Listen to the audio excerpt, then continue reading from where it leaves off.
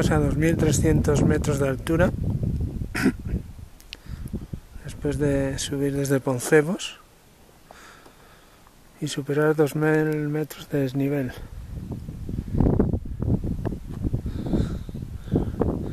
También podemos contemplar los últimos glaciares del verano. Y estamos en el macizo central de los Picos de Europa.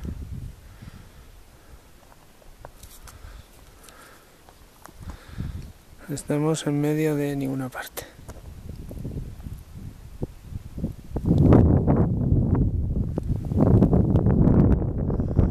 Aquí arriba solo se oye el ruido del aire.